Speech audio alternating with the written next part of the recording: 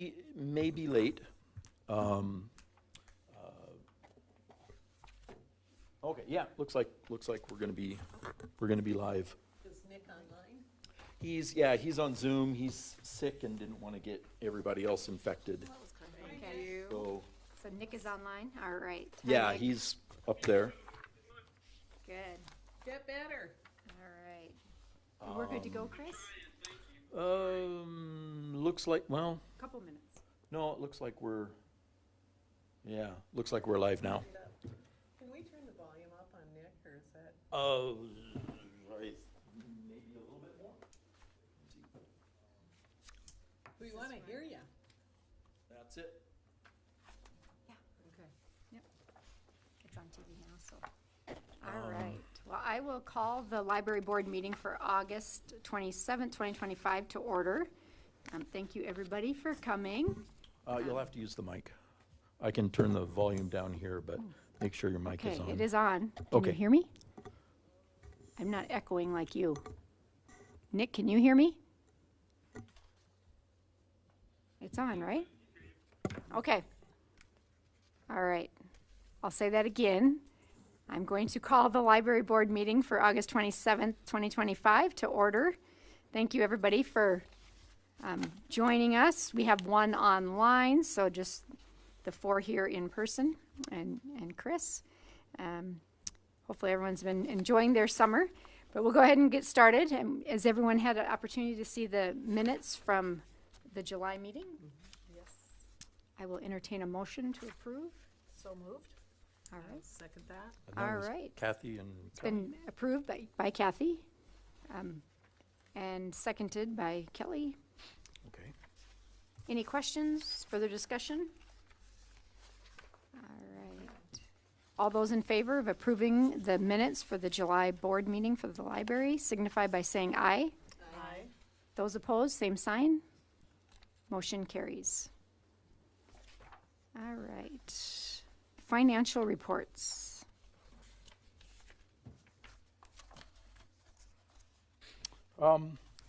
Yeah, not much this time. I did include the Black Hills Area Community Foundation statement from last quarter, just to have it in there. We had, let's see, there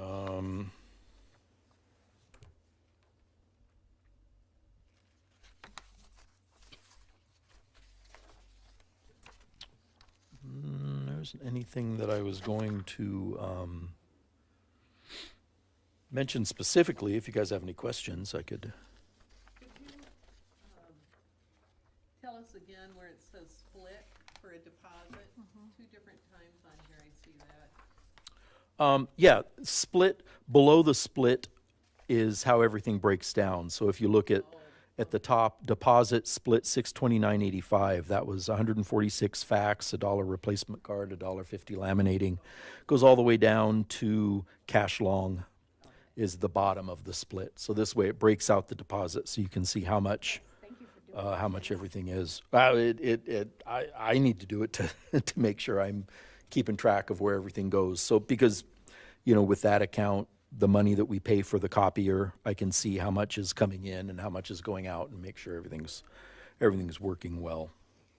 I was Yeah. reading it as split between accounts, so thank you Right, for clarifying. right. Yeah, it's a split entry. Yeah.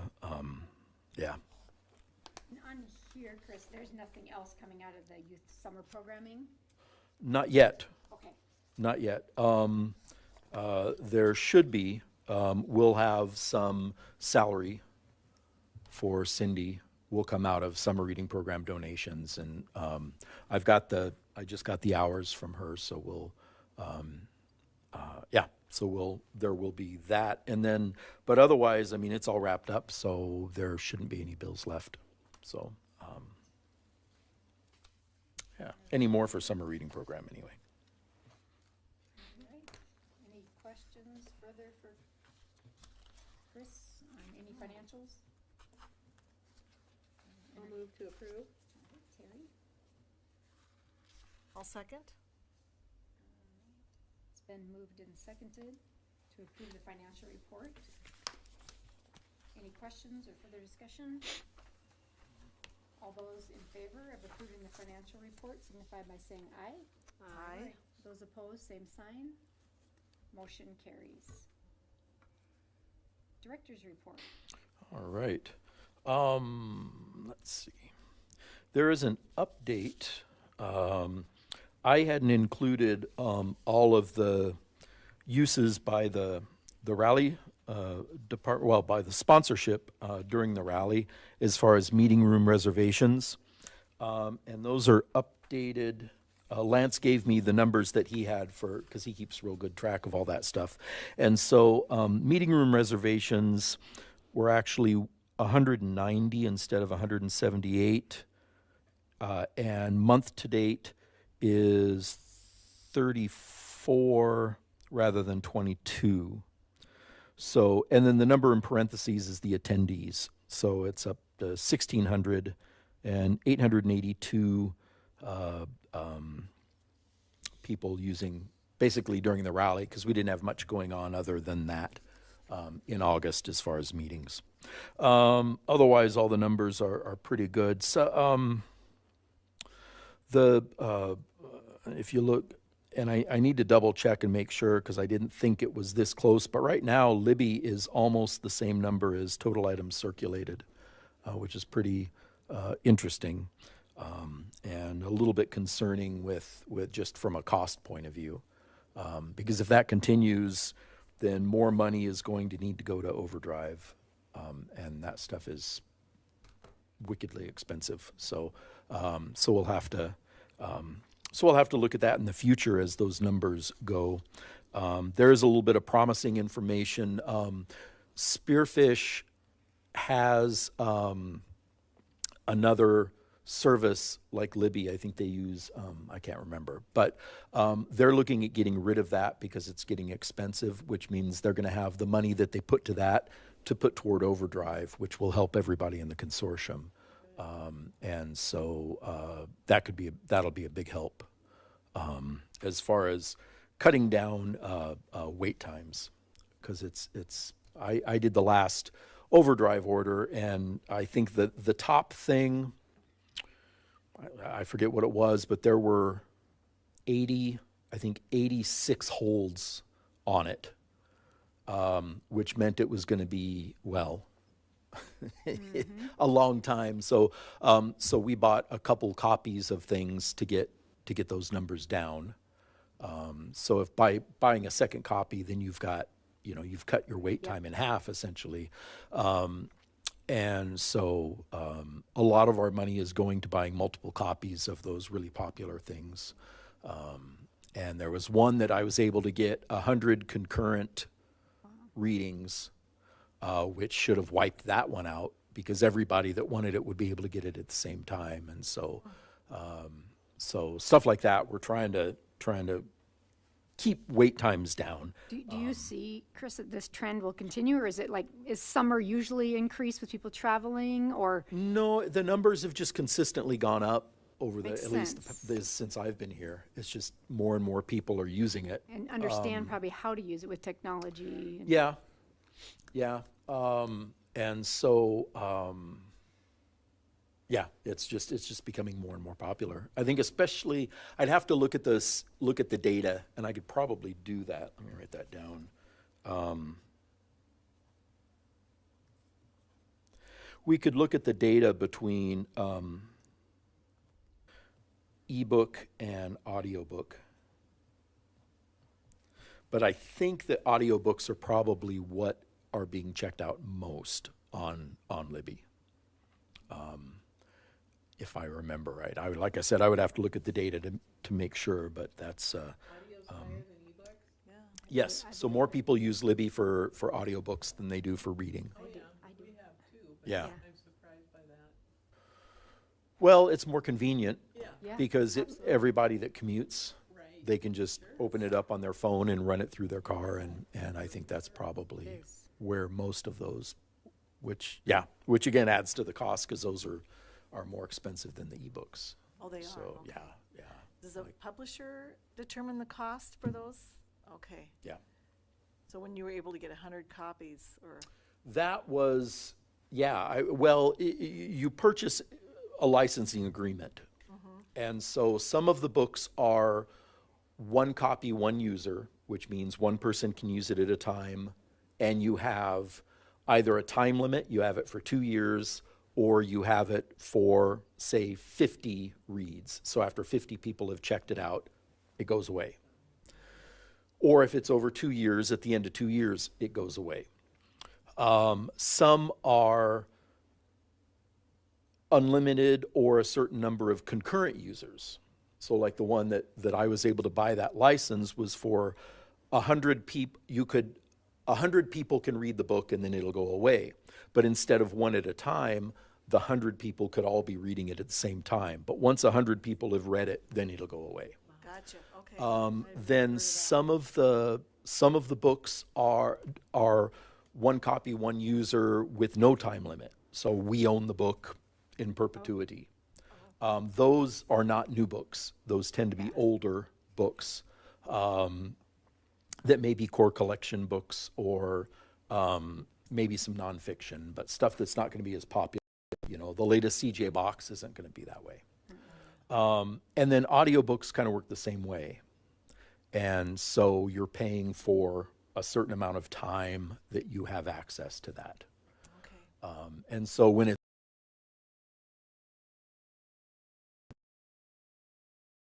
80 people want to hear the audiobook, you're going to be paying about $200 or more. It's probably would be a little bit more because I think it's about 120 for the audiobook on Overdrive. And then probably another 80 for the print if you just get one. Wow. Rapid has a much bigger budget. They tend to buy like 3 or 4 copies of those books. But the way the system works is if Rapid buys them, Rapid patrons get first dibs. So if there are, 60 consortium people that want it and 20 of them are in Rapid, and a book that Rapid bought comes back, it's going to skip the line. Which, that's fine. That's, they bought it. Their patrons should have first dibs.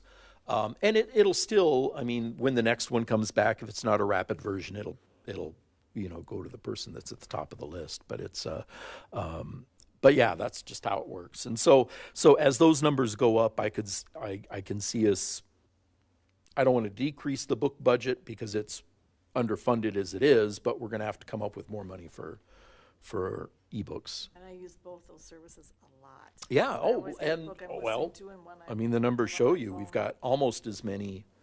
Almost half of our circulation is ebooks, Yeah. or well, Libby anyway. So, yeah. So it's quite a bit.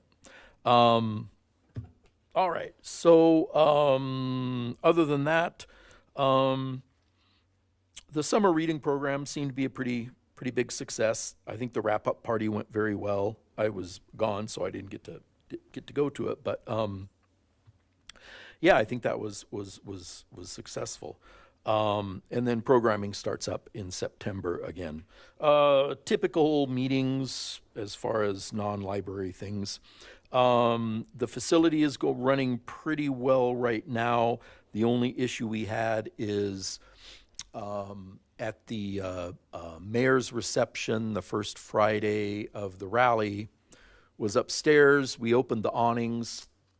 The wind came up, the one awning closed, the other awning did not for some reason. Oh, no. And so it actually, one end of it has pulled out from the wall. Oh, heck. So that needs to be remounted to the wall.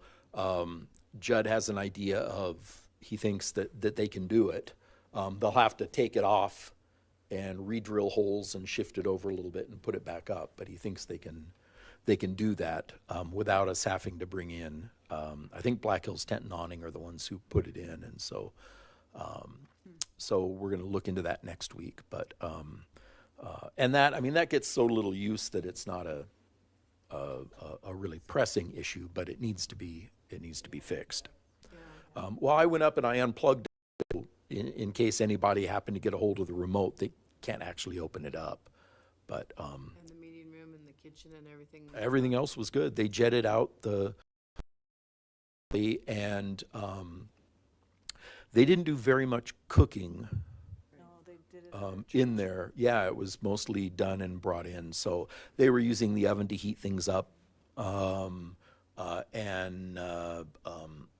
they did do dishes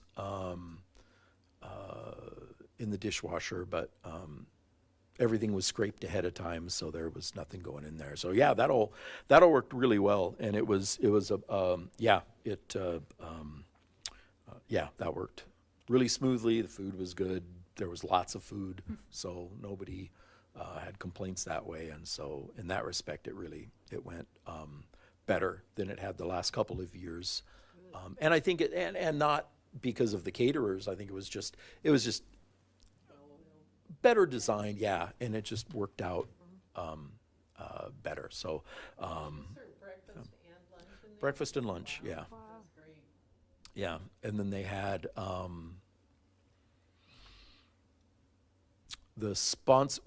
they had 3 events upstairs out on the patio. I think all 3 of them were out on the patio. The first one, the Friday night, they were going to use the library, and nobody was in there. The only people in there were the staff, the catering staff, and Mark Chaplin came in to hang out for a little bit. But otherwise, everybody was outside. So, Great. yeah. So I think all that went really well. The library staff spent about 87 hours doing rally-related things that week. So I kept track of all that.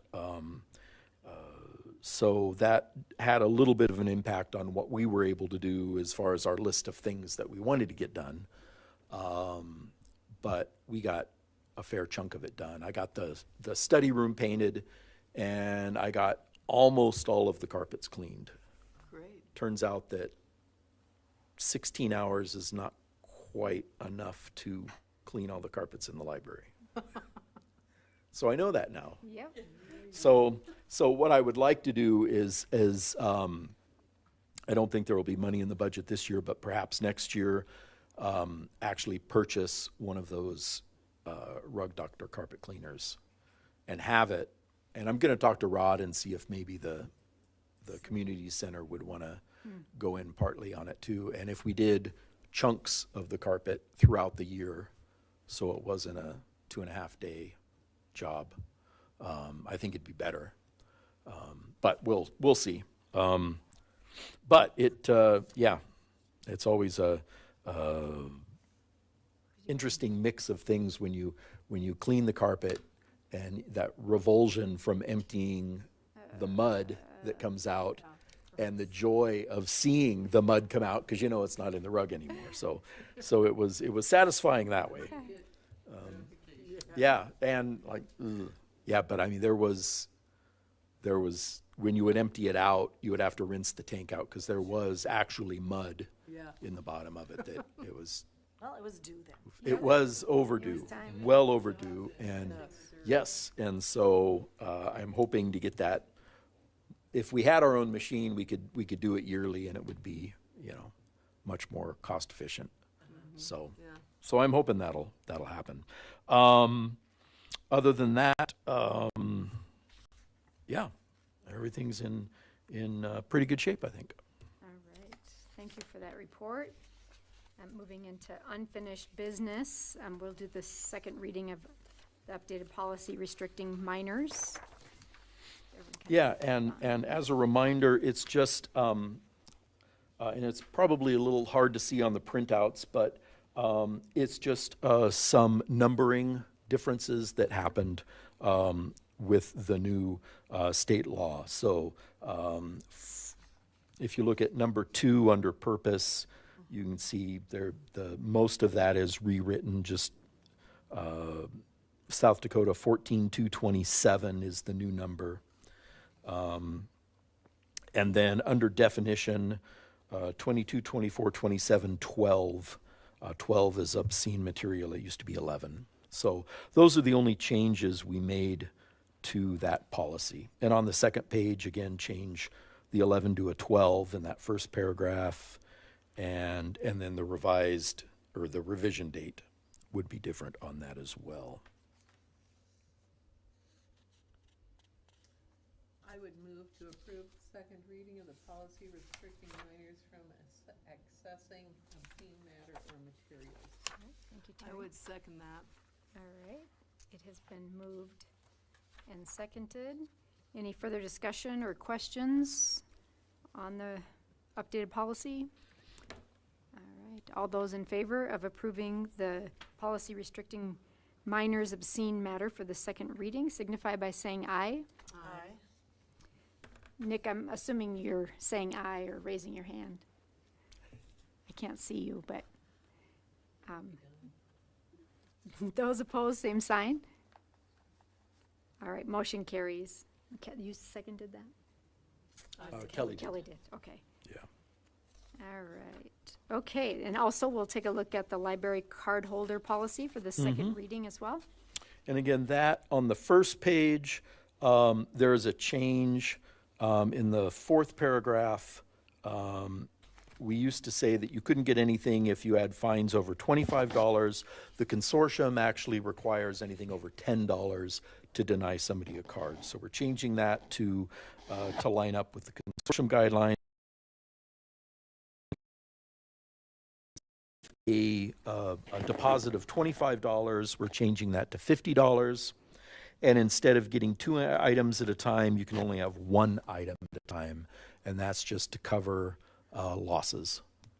Because we've had a few people who have taken off with more than 1 book and then we're out more than $25. So those are the changes that we made to that policy. That sounds reasonable. All right, I'll entertain a motion. I move that we accept the library card holder policy. 827, Second reading? second reading. Second reading, yes. I'll second. All right, Terry second. Any questions? All right, all those in favor of approving the second reading of the library card holder policy signify by saying aye. Aye. Those opposed, same sign. Motion carries. All right. Okay, let's, Ancestry.com. Yeah, we had talked last meeting about if there were enough state libraries interested, we would be able to keep Ancestry. It was woefully shy of the number that they needed. So that didn't go through. So Ancestry.com is now gone in the state, unless individual libraries were to pick it up. And I think the cost for that is probably too prohibitive for pretty much all of them that would want it. So that's a done deal. Do you know what it would be, Chris, for our library? I think we looked into it around $4,000 a year. Yeah, That's quite a bit. and that's for just one database. So Do other libraries do as much as we do with Ancestry? Do you know? it depends. It depends. Rapid City said we have like 4 people that use it and that's it. How they came up with that number, I'm not sure. But their opinion, and it's probably true, is that most of the people that use that have a subscription on their own, because a private subscription is much cheaper. And there are some things that with the private subscription you can do that you can't do with the public, as far as being able to save things and create sort of custom displays and printouts and stuff. So for the people that are really interested, they're going to have their own anyway. And that's the way that is. So, yeah. So there's that. All right. Thank you for that update. All right, moving on to new business, some updated information on the POS system for the library. Yeah, and I had mentioned, I don't know if it was last month or the month before that I was looking into the ability of being able to use cards for payment at the library.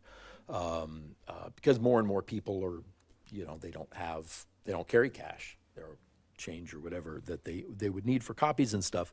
So I've been looking into it. Some of the issues, I guess, are for a government, is there a different set of requirements for government funded versus private business and stuff? And it looks like all the major companies are set up to do either.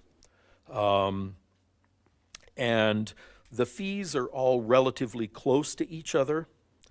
Right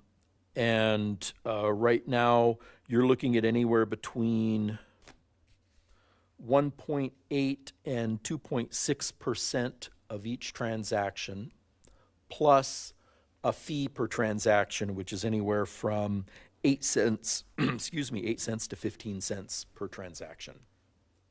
So it's not a lot, but it would be enough. I was doing some numbers. For instance, if somebody wanted one copy that was 15 cents, it would cost us 31 cents. So on that level, we would have to do something else. And well, first off, my thought was a minimum of $1. So if somebody comes in, and we've had people that come in, it's going to be 30 cents, and they pull their card out. And it's like, sorry. And they have to go scrape through their car dashboard and whatever to find the change. But what a lot of places are doing now, especially if you go to any restaurants, is they have a cash price and they have a credit price, just like gas stations do. So that would be one thing that we could do. It looks like some of the software would actually generate that surcharge and add it to your bill. So if they got 10 copies, it's $1.50, and it would say, and here's a surcharge of, 24 cents or whatever, and that would get added to the bill if they used a card, which would probably be the easiest way to do it. And then we would just have to let people know. I mean, we could put up a simple price list. I mean, 31 cents for one copy, 46 for two. What's the fee to set it up? It depends. But the places I'm looking at, there is no fee to set it up. Okay. And there is, some places will charge you a monthly fee to use it. That's more if you want all of the analytics that go along with it, as far as inventory and ordering, and they'll do other things, even some HR related things. There are some specifically designed for nonprofits that will do things with donors and stuff, but we're just looking at somebody needs to be able to pay for copies with a card. Square, and there are a couple others, PayPal and one called Helsum, that have no monthly fees. And so you pay per transaction and that's it. The only upfront cost would be whatever you bought for a machine to use it. And they sell a self-contained card reader / receipt generator, kind of like the receipt. It's the same technology we use for checkouts that uses the inkless. And you're looking at anywhere between $250 and $350 to buy that thing to begin with. And then you just pay per transaction.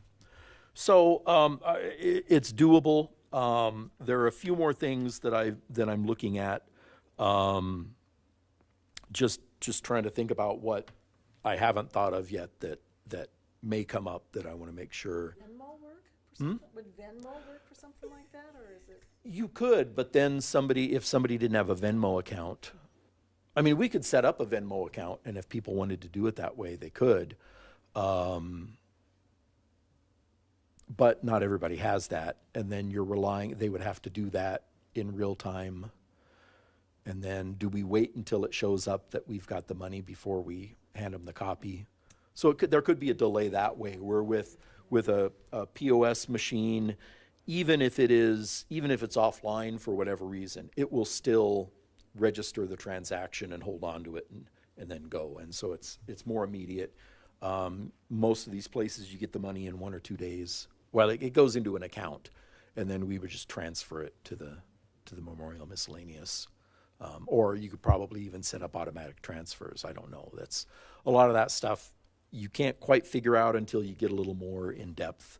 And I may even need to sign up before I can find all that, but it doesn't cost anything to sign up. So, but I'm hesitant to do that until I get more information. So we're getting there, and I think probably, unless things get really busy by next month, I should have a solid proposal to bring to you guys about.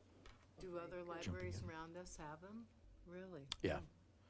Yeah. It's just, you know. The way it is. Well, it's the Yeah, world it's we're just, living in. The you know. break-even point on that cannot be good. I mean, it's just, we're paying people to have that, basically. Well, we're not gonna lose money on it. That's why, you know, if somebody buys, Customer. you know, buys whatever, you know, we'll be adding that surcharge onto the price, because we're not gonna But I mean, put the that, but. $250 or $300 for the machine, and then, you know, 10 or 15 cents per copy, it's gonna take a while to, Well, you know what I mean? But it would yes, be a nice yes, service. but we're also not for profit. So I think that just sort of falls under a service that we should be offering people, you know, to make Look at things, the cost to it, more but seamless. I'll Yeah. look forward to looking at yeah, and so, yeah. All right. And we do generate some money Yeah, through that account. So I think it would not take very long for it to pay for itself. Okay, so we have enough people that want to use the credit card that, I would think. okay. I would think. once they know we accept it. Yes. That's true, too. Yeah. Book sales, You could run book sale through it. You could run anything through it. I mean, you would just basically, we would program the terminal for copies, faxes, replacement cards, equipment fines, anything that we collect money for could be in there. And so if they wanted to,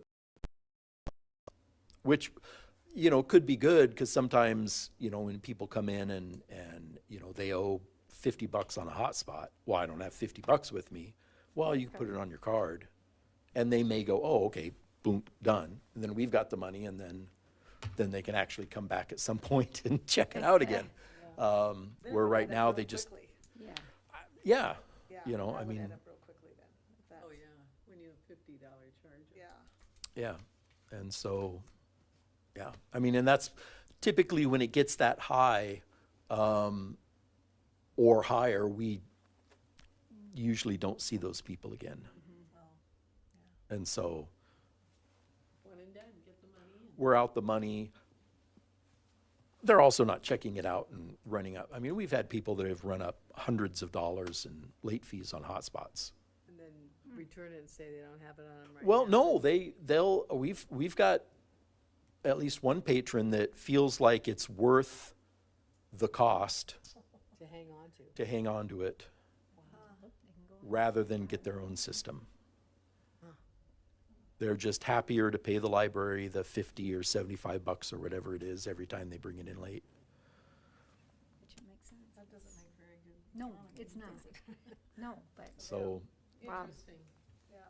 yeah, all right. but at any Be rate, a nice service. Yeah. so yeah, so I think it's the cost is relatively low, and it should, and if it's set up correctly, it should be really easy for us to use, because that's the other thing that I want to make sure is that it's not going to be, Yeah, hassle for Yeah. your staff. yeah, it should work pretty well. Do you So have kind of a hoping by next month, or, I'm hoping by next month I'll have it all figured out and say this is the one that I think would be the best.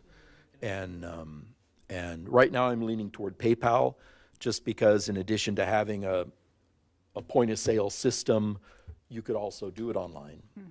And if somebody wanted to donate money to the library, we could have a link on our blog spot, and they could just PayPal us a donation if they wanted. Oh, that's really nice. So, yeah, and others aren't necessarily set up to do that. And a lot of people have PayPal accounts, so Yes. it could be a way to pick up a little extra money through donations that we may not get otherwise. absolutely. So that would be, I think, potentially good too. PayPal on it, credit cards, debit cards. It would be credit cards, debit cards, Apple Pay, Google Pay, PayPal. Yeah, pretty much any way that you wanted to pay electronically. Venmo, I don't think it's attached to that, but that would be a kind of a separate thing. Because we could also set up a Venmo account if people wanted to donate to us as well, and, you know, yeah. Yeah, Apple Pay and Google Pay, I think that pretty well covers. Yeah. Yeah, You'll get a readout monthly or weekly or daily of the transactions. as often as you wanted to do it, yeah. Be interesting to see. And it would also be broke down. I mean, it basically would look like the ledger that we keep now. It would just probably be easier to read, Okay. and I wouldn't have to do as much math. That'd be nice, yeah. Bonus. Or maybe I would have to, because I would have to incorporate it, but it doesn't matter. It's all, Well, thank you for all looking good. into it, So- and I think that'll be a great service yeah, so for, that's where we're at for for that. the library, so we'll All right, hear more next month, so. yeah. I will entertain a motion to go into executive session, so we have some business to take care of there. So moved at 4:35 PM. All right, thank you, Terry. And then I would add just that after executive session, we'll adjourn so people don't hang out if anybody's watching. Okay, so anyone that is out watching, we will be adjourning after executive session. I'll second.